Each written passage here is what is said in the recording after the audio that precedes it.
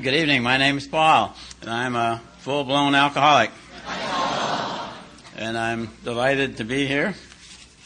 Alcoholics always say that. They're glad to be anywhere. And I want to thank the committee and anybody and everybody who had anything to do with inviting Max and I here. And I have the impression they kind of went overboard in inviting. I had no idea that there were this many drunks in Everett.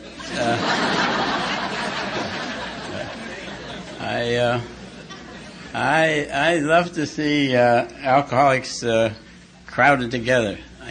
I love it when there are too many alcoholics for the room, whether it's a big room or a little room. If you crowd alcoholics together like that, they generate a great deal of energy, a great deal of love, and I love that feeling. And so I'm not only glad I'm here, I'm glad you're here. In fact, it'd be a rather dull meeting without you.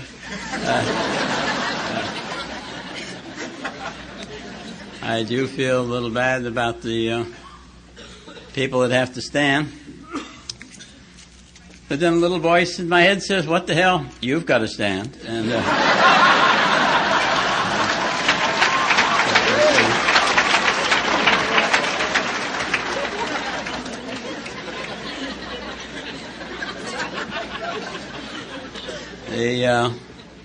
I thought Larry Bear and Al did a wonderful job of reading.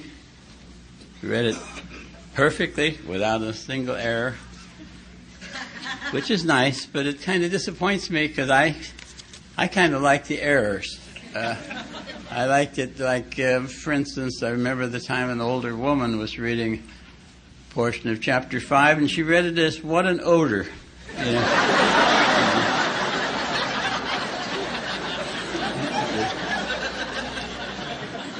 Or the time the fellow was reading the traditions, and he says, the only requirement for membership is a desire to start drinking. Yeah. I thought that made more sense than the way we have it now. Yeah. Let's be realistic. And I like the way Pete started the meeting with the Serenity Prayer. It reminded me of a short time back, I was invited to talk at a fun Saturday afternoon fundraiser in a little area in Colorado. They had the event the year before, and it had 150 people and went well, and they decided to do it again, see if they couldn't get a couple hundred people, and they got to working on it. They invited us to come over, and then something happened, and the fellow that was doing most of the work got what they referred to as a resentment. I don't know if you have them up here or not. But he quit, by God. He wasn't going to do it. Well, that gave everybody else a resentment. And they decided, by God, we're going to have it. They'd do it themselves, and they'd have 250 people. And they got to working on it, and invited a lot of people, and did such a hard that there were actually 300 people. And what that did was to put a strain on the caterer. It was catered noon meal, followed by a speaker and that. But he said it was okay, he had plenty of food, but it would just take him a little time to get it prepared. It'd be a little delayed. And the other thing happened was that they had invited the local minister to come and give the invocation, and he hadn't showed up. And so they went to one of the old-timers and said, if the minister doesn't show up, will you give the invocation? And he said, well, yeah, okay. And so he started thinking about what he would say at the invocation, and the caterer is preparing the food, and the alcoholics are getting more and more hungry, and the old-timers making notes of what he's going to say. And finally the caterer says, well, the food is ready, and the alcoholics want to run up and eat. And no, you can't eat yet. You have to have the invocation. And so they called the old-timer up to come up and give the invocation, and he got up to read his notes.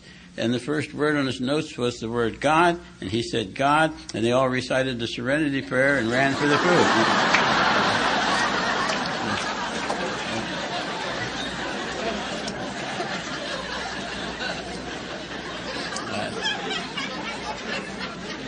That's such a good story. There ought to be a moral there somewhere.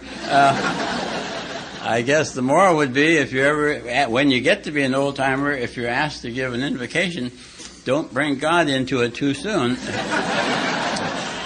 or you'll lose your audience. Anyhow, it was people ask how your flight was when you get here, and the flight was fine. And people always ask how that went. And on this flight we were on, it was once you get to 30,000 feet, they say, well, now we give you all a drink, whatever your drink is, and they'll start the cart down the aisle. On this flight, they had a girl attendant and a boy attendant, and they're coming down the aisle. And Max and I sit where she's on the aisle on one side and I'm on the aisle on the other side. And that way we avoid the middle seat. And the cart comes down and the gal hands me a little bag of peanuts and a little cocktail napkin. And she says, and what would you like to drink, sir? And I said, I would like club soda with a twist. And she says, fine, thank you. And she gave me my drink and served the other people around there, and she moved the cart a few inches to the guy behind me, and she gave him his little bag of peanuts and a little cocktail napkin. And she says, and what would you like to drink, sir? And he said, I would like white wine. And she went through her cart, didn't find any white wine, and she said to the mail attendant, do we have any white wine? This is all taking place right here. And mail attendant says, no, we don't have any white wine, but we've got plenty of red wine. And she turned to the man behind me and she says, sir, we don't have any white wine. Would you like red wine? He had to think about it.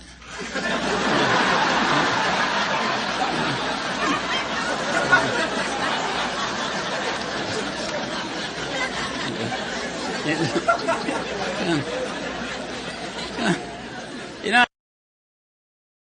thought to think about it, it had never occurred to me what a serious social blunder it would be to drink the wrong color wine with airline peanuts. Yeah?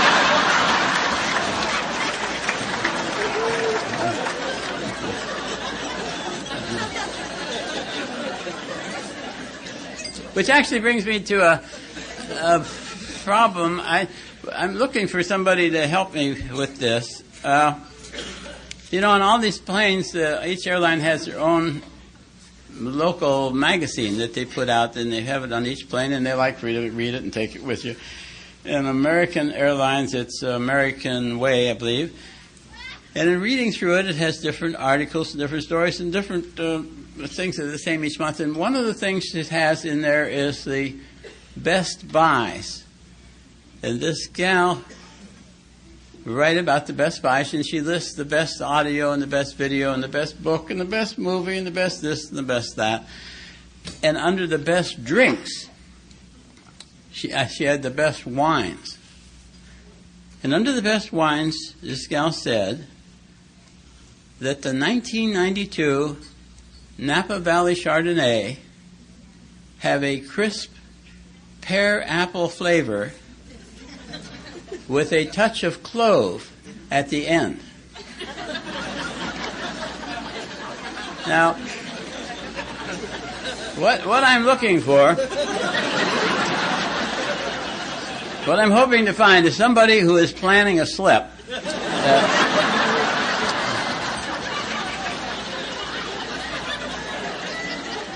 I'd like to know, but it's not worth going out to find out. If you're out there anyway, you might as well learn something useful.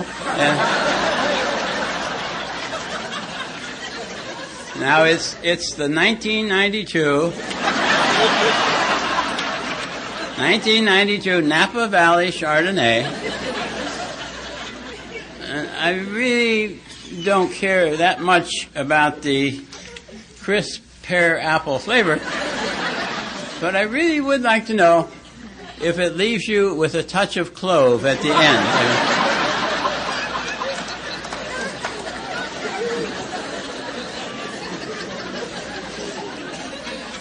Thunderbird never left me with a touch of clove.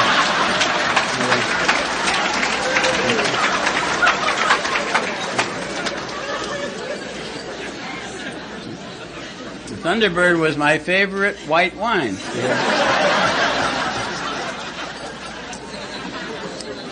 And Ripple was my favorite red wine. So anyhow.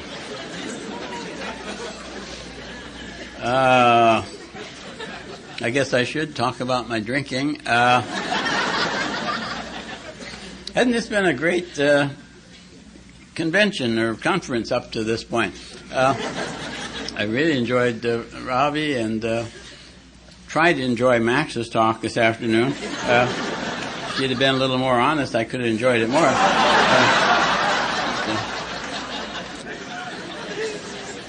It's really not at all funny. She drove me to drink for 28 years. She did. She drove me to drink for 28 years, and my last birthday, I had been sober 30 years. And so now we're even, by God. I've been sober 30 years, last July 31st. And you know,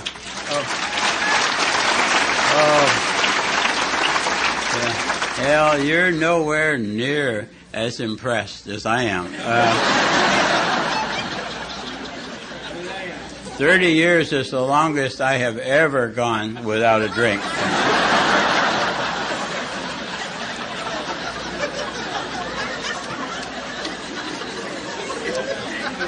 30 years is a long time between drinks for me. In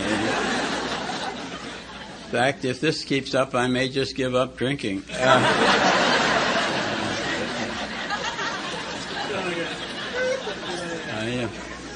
30 years since without a drink, and Max pointed out to me this evening. Next Tuesday, Max and I will have been married 58 years.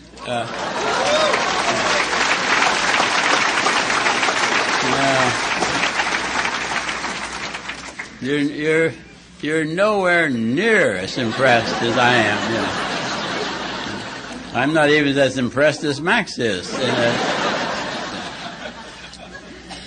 That's a long time, and in fact, we've known each other for over 75 years, I guess. And right, yeah.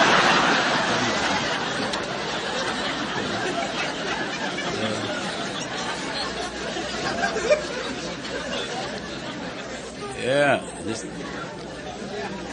Anyhow, she was driving me to drink all these years, and it ended up that she drove me into the nut ward, is what she did. I ended up in the nut ward of the hospital I was on the staff of. How yourself? I didn't think it was very damn funny. In fact, it was a bad place to be. It was St. Joseph's Hospital in Orange, and they're fanatics there. They're fanatics on making leather belts. Really, you can't get out of there until you make a leather belt or ashtray or something useful. And I swear, if they had a Senate investigation or something, they'd probably find their people have been there for years, and they won't let them out till they make something. And they try to convince me that the quality of my life would improve if I learned how to make a leather belt. I told them, I said, that's ridiculous. I said, I've got a whole wall. I've got a whole wall full of licenses and certificates and diplomas and papers to prove that I've been educated way beyond my level of intelligence. And I don't see how making leather belt would improve my life in any capacity. I didn't understand the philosophy, and besides, I didn't understand the instructions. And that wasn't my fault. That was the fault of that dumb occupational therapist. Because I've always known if you don't understand a thing well enough so you can explain it to me, so that I understand it, then you don't understand it as well as you're supposed to. And she had explained it to me 3 times. I wasn't going to embarrass her by asking her a 4th time. I remember sitting there in the nut ward commiserating with myself about the series of misdiagnoses and poor medical management and bad breaks that a nice guy like me ended up in a place like that. And as a matter of fact, my background is doctors have a patient they have problems with, they'd send them to me, and I'd do a history and a physical and tell them what's wrong with them and tell them how to treat them, and I was good at it. And Max and I built up a big practice. How Max got into it was that she was the girl next door, and when I got through in pharmacy school, I wanted to go to medical school, but it was during the Depression. My family didn't have any money, and they didn't want me to be a doctor anyhow. They wanted me to stay home and run the family drugstore, and I wanted to go to medical school, and there was no money. So my answer to that was that I married the girl next door and suggested she work my way through medical school. And I figured the least I could do is let her work in the office for 25 years. At no salary, of course, because she was a member of the family. And so that's how we worked together and built this thing up. And when I saw that I was losing weight, I had convulsions a couple of times, and I was had this terrible headaches and this sense of impending insanity, and all these things happening to me. And I thought, my God, I need a good medical workup. And I agreed with me that I needed a good medical workup. And I realized that I was the best diagnostician I knew at the time. And so I sat down and had a consultation with me. Did some lab work, did a bit of a physical examination, and I went over the weight loss and the convulsions and the headaches and the sense of impending insanity, and it was obvious. I had a brain tumor. And I'd die and you'd all be sorry, by God. You know? And here I was in the nut ward. They missed the diagnosis at the Mayo Clinic. And here I am in the nut ward of this hospital, local hospital, and while I'm commiserating with myself about all this stuff that's happened to me, this dumb psychiatrist who couldn't see that the problems were marital walked up behind me and wanted to know if I'd be willing to talk to a man from Alcoholics Anonymous. And I thought, God almighty, don't I have enough problems of my own without trying to help some drunk from AA? I didn't know anything about alcohol. The only thing I knew about alcoholism was if you treat one alcoholic, they'll all start coming to you. And they all start coming to you, then the good patients will stop coming to you. Then all you'll have is alcoholics, and that they never pay their bill or keep their appointments anyhow. But I could tell by the look on the psychiatrist's face that he thought it was a good idea. I don't know if you know that or not, but happiness on a nut ward is having a happy psychiatrist. And I was willing to go to any lengths to make him happy. And I said yes. And in no time at all, this clown comes galloping into the room yelling, "My name is Frank and I'm an alcoholic."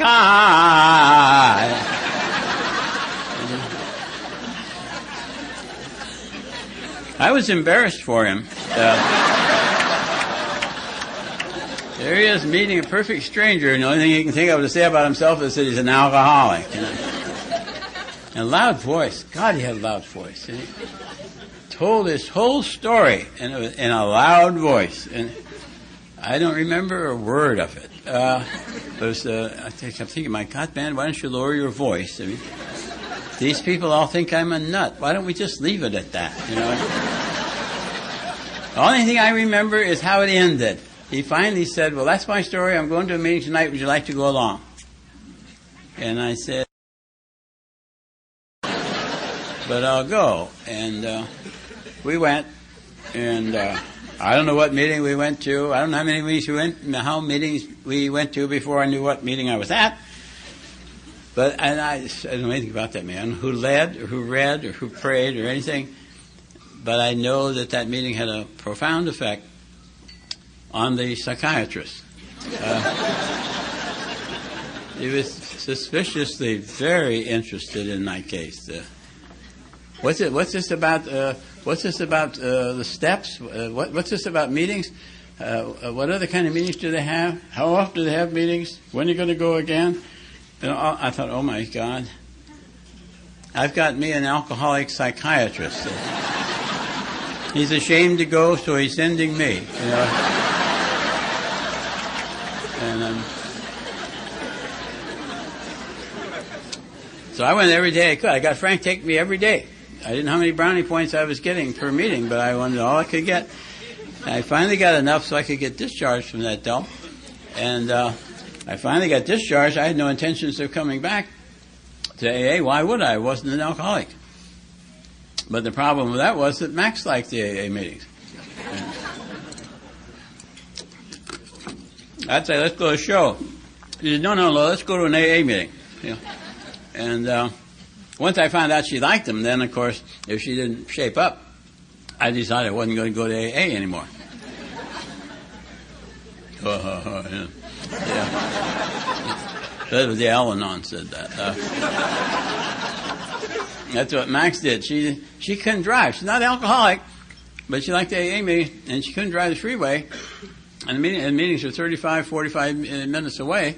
And she got in the car and she'd drive off to the meeting. I don't know how she got there, but she'd go to the meeting by herself. I don't know if you ever tried that or not. You ever try sitting at home on a Saturday night, drinking, all by yourself, while your non-alcoholic spouse is off laughing it up at an AA meeting?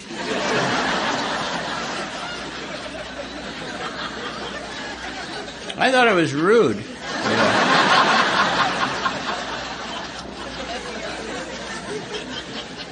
I had to go back to the meetings to find out what the alcoholics were laughing about.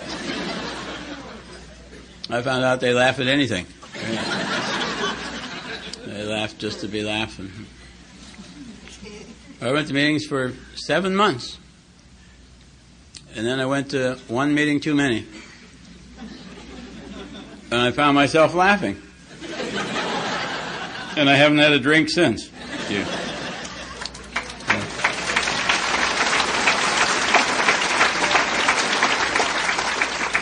The laughter has been very therapeutic for me and very spiritual. In fact, I'm convinced that my higher power laughs every time he hears alcoholics and Al-Anons laugh, even if he doesn't understand a joke. The laughter is very spiritual for me. And so when I first turned into an alcoholic after that one meeting too many, I was a very mild alcoholic. Very, very mild. Almost a non-alcoholic.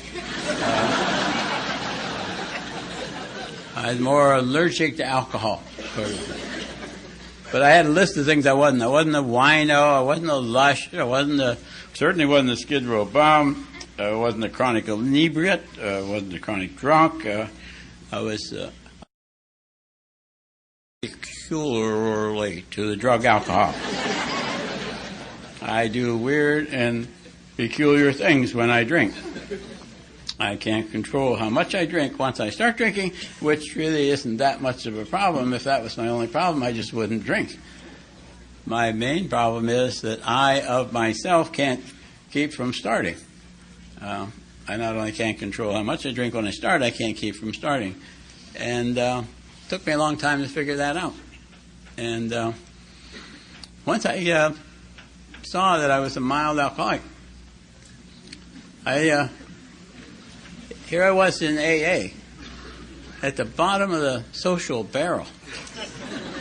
I was ashamed that if anybody out there knew that I was here. And I was ashamed to have you know that I was here. I was ashamed of the whole business. And then I thought, I have a strong sense of failure in my life. And then here I am now, as I say, in the bottom of the social barrel, and feeling like a failure. I thought, my God, I ought to at least succeed in this, for God's sake. If I can't even succeed here, this is the worst. I mean, I've got no chance at all. And in fact, back in those days, they used to say a lot, "Don't leave now."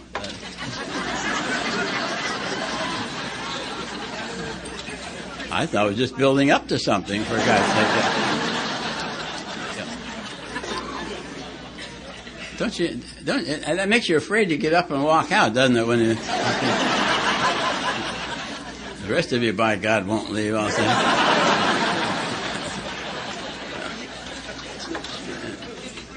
So anyhow, back in those days, they used to say a lot, "Stick with the winners, stick with the winners." Oh, he did come right back. Thank you. Let's give him a hand for coming back.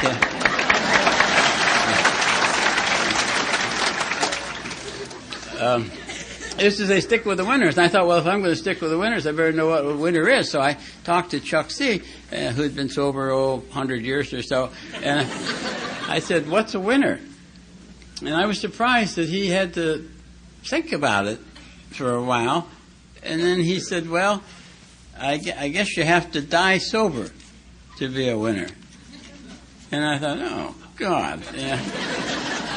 I'd always planned on being a saint, and I'd even gotten the book, Lives of the Saints, in the big, thick book, and I'd been reading through it to find out which saint was going to be my role model.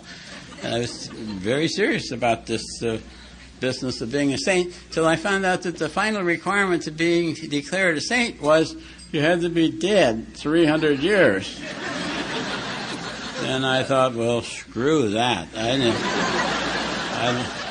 I gave up my sainthood right there. And now to be a winner, I got to die. And I thought, I've never been very enthused about any accolades I could win by dying. And so I decided, well, I won't worry about being a winner. I'll worry about being a successful member of AA. And over the years, I didn't say it to anybody else. I made a commitment to myself that this, by God, is one place I'm going to succeed. I'm going to be a successful member of AA. And over the years, I've varied my definition of successful member to some extent, but actually I don't know any successful members who drink or take drugs. And so, in fact, I do that to this day. When I have a decision to make as to what to do, whether to do this or to do that, if I get lost into I do that, well, they do this, and then that becomes a manipulation for me more than a decision. And so now today, if I have to make a decision, I'll ask myself, what would a successful member of AA do? What would a winner do? What would God have me do? What's the loving thing to do? All of which I think are the same question, and then that helps me decide what to do. In fact, I'm convinced that if I do a thing for the right motive and leave the results up to God, it turns out the way it's supposed to. And the deal with that is that it makes life so simple. All I got to figure out is what's my motive. I don't have to figure out what you're going to do or not do or whether you're going to like it or not. All I have to figure out, what's my motive? And if love is my motive, love's always the right motive. And that's all I have to figure out. What's my motive? Leave the results up to God. And a lot of times I'm surprised at how things turn out. But it sure makes it a lot simpler than the way it used to be. Somehow when I was talking about love being the right motive, the idea of carrying the message of AA came to mind. I had come across a paper, I don't know, it was a box 459 or whatever it was. I laid it on my dresser, so I saw it every day for a few days until I was clear in my mind as to what it said. And it said that Bill W., one of the two co-founders of Alcoholics Anonymous, had said that carrying the message of Alcoholics Anonymous was our primary aim and the chief reason for our existence. And I thought, that is pretty strong language. Our primary aim and the chief reason for our existence. Referring to us as individuals or us as groups, or both. And it's impressed me that the importance of carrying the message and how we're doing it here. We do it just by walking sober out there in a drinking society. We carry the message by being here sober and filling a chair. We carry it in 1,000 ways. But taking that as a reason for doing things makes it much simpler for me. A little odd, a sideline of that was I happened to be in New York and went to on Friday, went to visit the General Service Office. They asked me to participate in the Friday noon meeting they have there at the office. And I was in the center of carrying the message, and I said what I just said about the primary aim and chief reason of our existence, and talked about carrying the message from the office there. I got home, was home a week or two, and got a phone call from Frank Mauser, the archivist in New York. He wanted to know where I had gotten that phrase that I used because they'd gotten all steamed up about it. Well, I had by that time thrown away the paper that it was on, and so we had to start looking for it. Well, he said something about they wanted to use it for the International. And so I was talking to a gal named Annette. They call her Annette the Jet because she loves to work on problems like that. And within 20 minutes, she found the phrase in the AA Comes of Age on page 129, fifth line from the bottom. And so I sent the thing by email to Frank, the stationery for the International Convention, and I don't know how I got into that long story. I wish I'd never started that. I think I've come to the end of it. Anyhow, the problem I have, I thought that was terrific, the way Pete was able to say that if people are talking and you want to hear, you're authorized to tell them whether they take it outside because you want to hear. We're here to listen. I thought, God, how wonderful. Wouldn't that be great if I could do that with all the people in my head?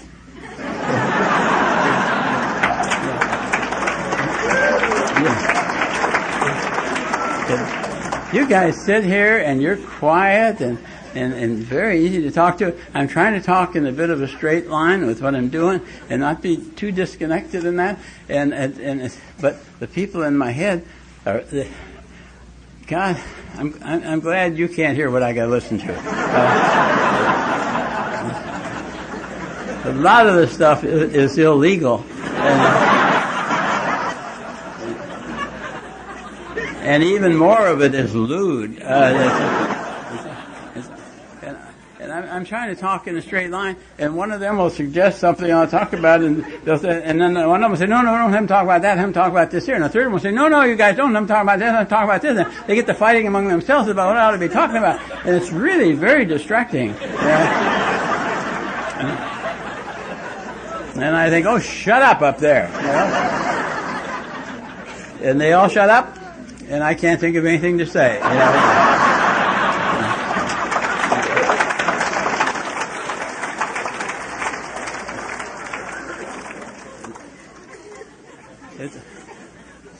It's even like here at the table. I mean, they had tea there. Well, the tea has caffeine in it, and even if I drink decaffeinated, caffeine really triggers them, really gets them going. And even if I drink decaf, I'll lie down at night and almost be asleep. And one of them will say, "Do you suppose that really was decaffeinated?"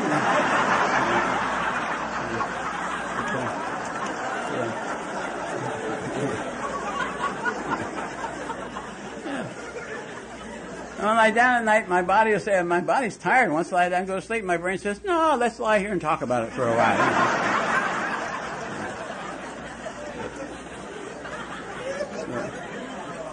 Or even if I get to sleep, about 3 o'clock, 3:30, they'll say, hey, wake up.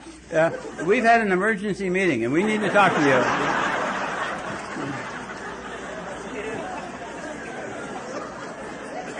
You know that thing that you thought went so well today? That's not. You wait till morning, you'll find out.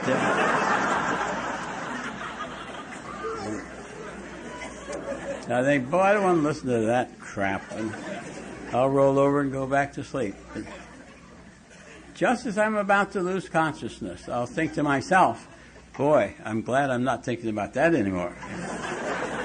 And one of them will hear me and say, oh, I'm glad you're still awake. Yeah, that's not the only dumb thing you've done. You've done a lot of dumb things. Let's spend the rest of the night making lists of dumb things you have done. It's really an awful time to take a fifth step. That's one of the things about working the program. Got me much more comfortable with all those people up there in my head, and I used to fight them. Like there's one, or I was completely baffled by him. There's one guy, only one.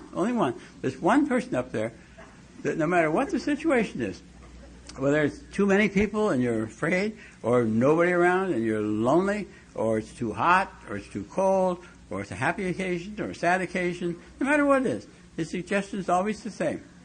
Let's have a drink. Yeah.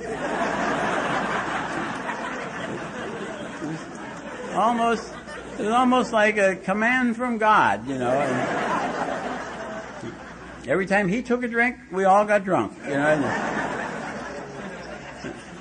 But today I just realized who they are. They're just them. That's my disease talking and all these other goofy people up there.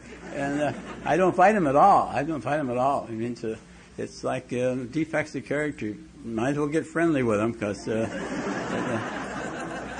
they love the fight. It really energizes them to fight. Now when they make stupid suggestions, I think we'll say, well, thank you for participating. Now if you'll sit down, we'll call on somebody else. You know?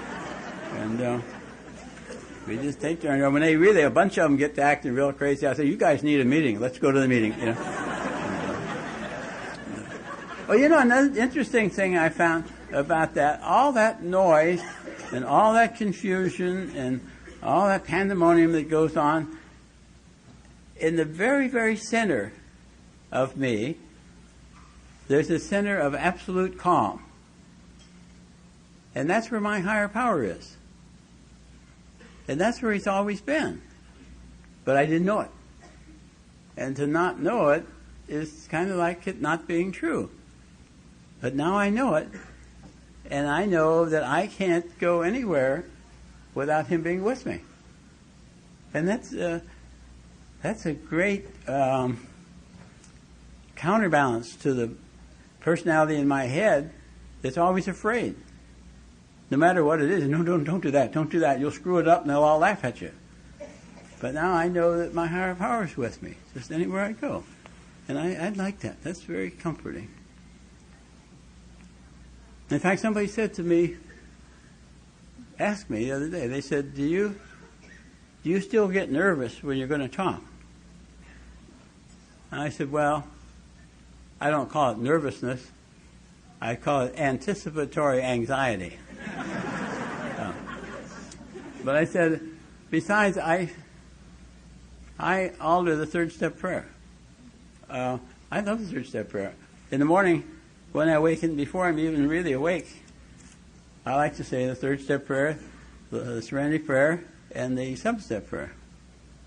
And for those who are new, the third step prayer, the third step is made a decision to turn our will and our lives over to the care of God.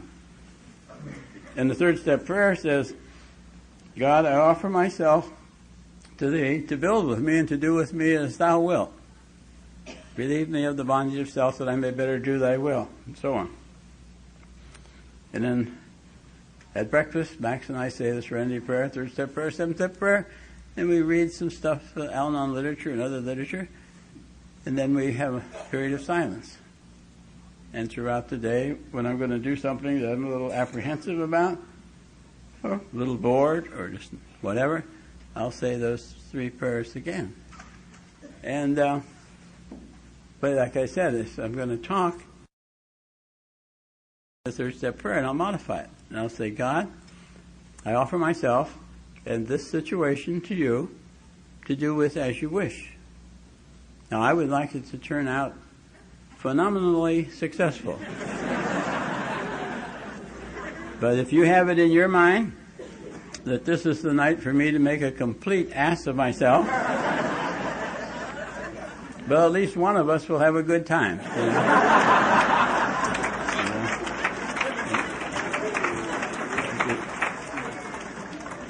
I've loved the third step. Made a decision to turn their will and their lives over to the care of God. I remember when I first did that, I recited the third step and the third step prayer on my knees with my sponsor as my witness.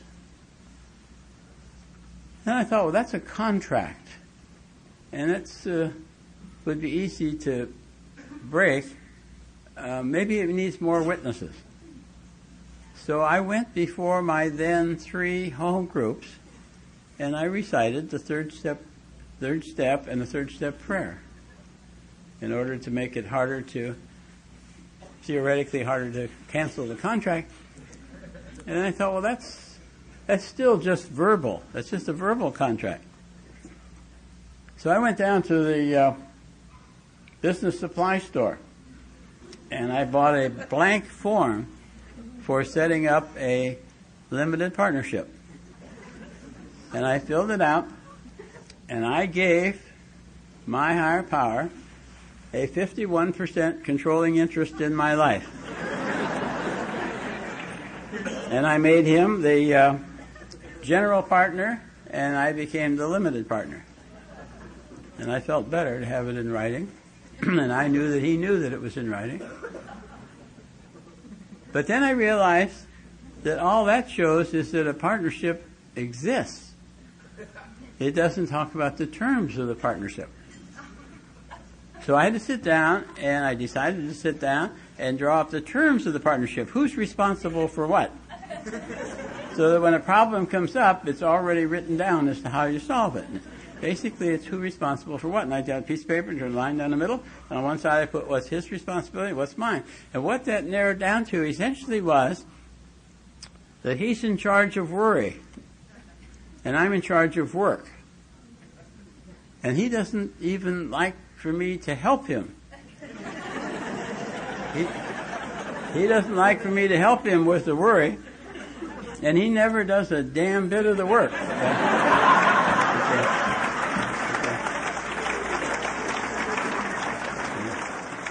What's mine's mine, and what's his is his, you know. And I tell him, I'll pedal and you steer. And for God's sake, watch where you're going. I'm sick of some of the places we've been, you know. And it's worked out pretty well for me, and I like that. I stayed around the program long enough to find out that I needed to go to meetings to stay sober. And I watched people who stayed sober on just meetings and saw a beautiful sobriety. People going to a meeting every day, maybe. Had beautiful sobriety right up to the time where they got drunk. And then I decided I needed to do the steps in order to stay sober, and I gotten involved in doing the steps. And then I watched people who had done that, who had come to meetings long enough to find out they had to work steps, stay sober, work the steps, and once they worked the steps, they got so sober they didn't need the meetings anymore. And got drunk after 10, 15, 20, 30 years. And so I decided I need both the steps and the meetings. I need both. I can't do it alone. I can't do it. I can't, but we can, as they say. And, you keep me sober. My efforts to keep me sober didn't work, but my efforts to help you stay sober keep me sober. In fact, I got involved with some papers, mimeograph sheets that I got from down in Texas, where people they got together and they would have a commitment to read their assignment before the meeting, and at the meeting answer the questions on the sheets, It was how to study the first 164 pages of the book. And when they came to a step, they would do the step. It wasn't a step study, it was a step do it. And there were steps missing, typos and all that stuff. And so I sat down and I put it together and I made a pamphlet out of it and took the risk of having some printed. And then I thought, well, now what am I going to do with these? You can't sell them because it's really just the big book, how to study the big book. There's nothing there except what's in the book. And so I remembered computer software where they have shareware. Instead of selling the program, people get it for free, and then if they like it, they decide to pay for it. So I thought, I'll put the pamphlet out, and if people use it and want to make a donation to keep more printed and pay for the postage to mail them out, they can do that. And so I put them out, gave them out to anybody that wanted them, and enough money dribbled in, I had some more printed, and that's been picking up momentum. And up to this day, I've printed 22,000 of those and distribute them for free. And the point of how I got into that long story, there had to be a punchline there someplace. I thought that the point that I'm interested in about that was that because of that involvement with that and people saying, when am I going to start a group to do it and when am I going to be another group and so on, I've been involved in it enough that it's turned out that, not by plan, but it just worked out, that about every 5 years I've redone all the steps to the best of my ability. I haven't necessarily rewritten the whole fourth step and all that stuff, but I've done what I see necessary, and I've redone all the steps about every 5 years. And every time I've done that, I've moved to a new plateau in my sobriety. It's remember how it was the first time you did the steps? It moved on. And how am I going to end that story? I have to get away from that. But anyway, I'm glad I did it. And then one of the things that I was talking about Max and I being married such a long time, we've made kind of a hobby out of interpersonal communications. Because as she said earlier, our communications were zilch. We were better at fighting than any other kind of communication. And as I said, she was very difficult to live with. I've come up with some basic beliefs in that. And I choose to believe, that people treat me the way I have taught them to treat me. That if I don't like the way people are treating me, there's something I need to do about me, not something I need to do about you. And I have come to believe also that a measure of communication is the result it produces. That if I'm communicating with somebody else and I don't like the result, it's not their fault. It's my fault that I'm not communicating effectively.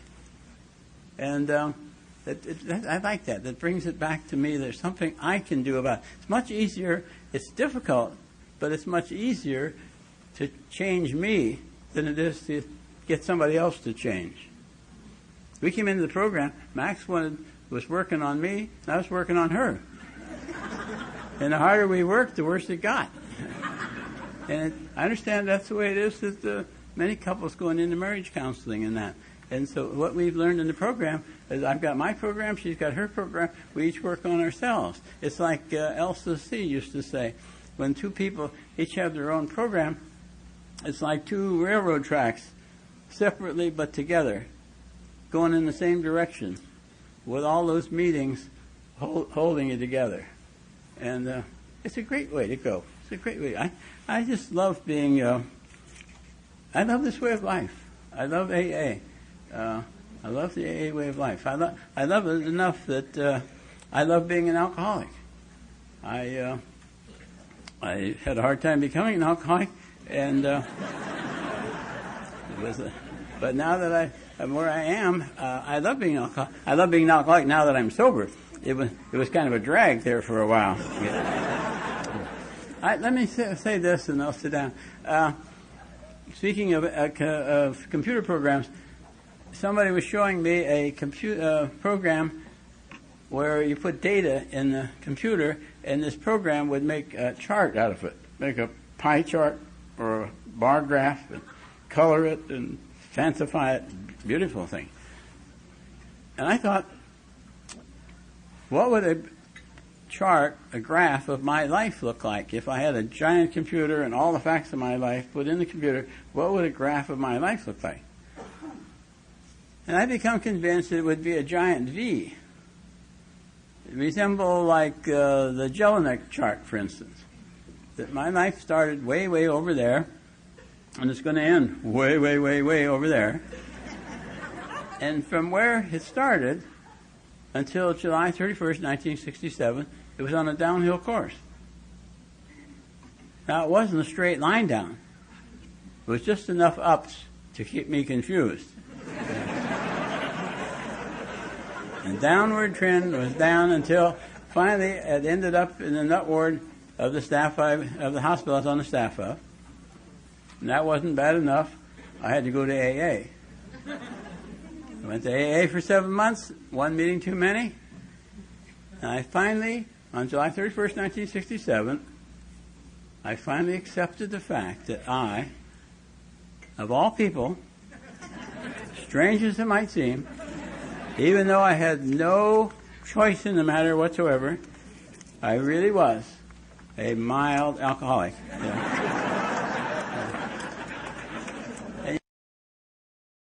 And getting better and better and better.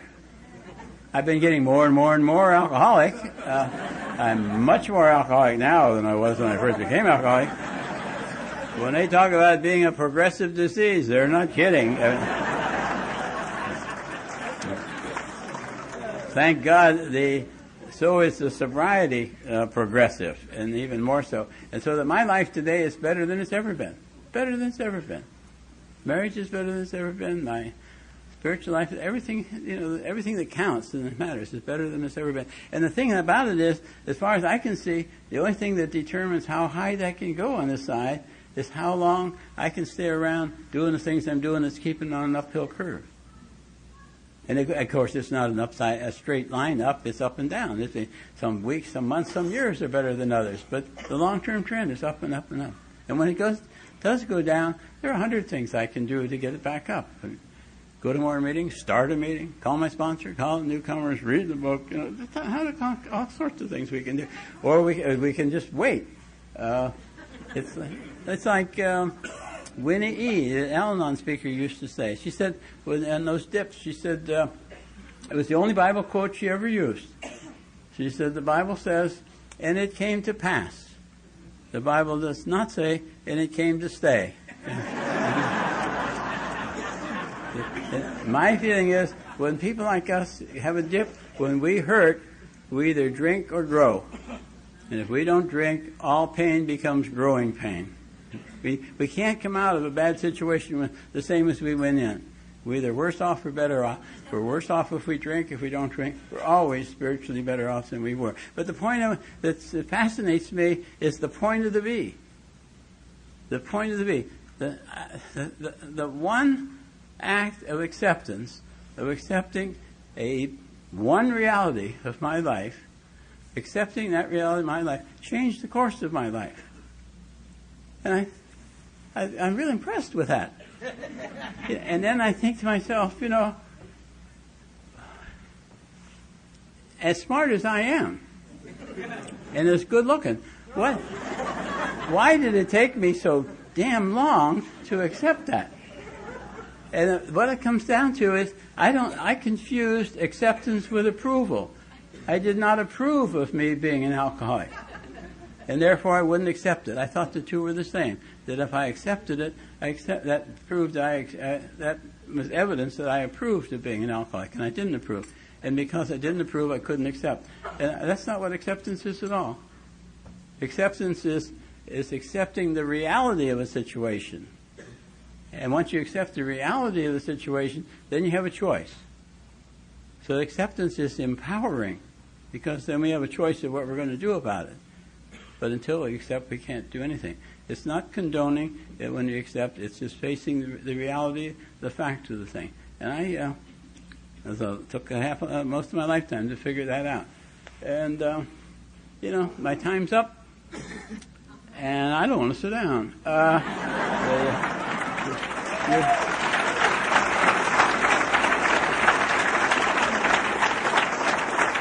You're so much better than the people in my head that I don't know if that's much of a compliment or not either. But I'm just delighted to be here. It's been great to be here. I love being an alcoholic. And I want to say I love you all. When I was new and people said, I love you all, it really bugged me. Oh, you big liar. You don't even know me. And if you did, you wouldn't like me. But the truth is, I love you all whether you like it or not. Thank you very much.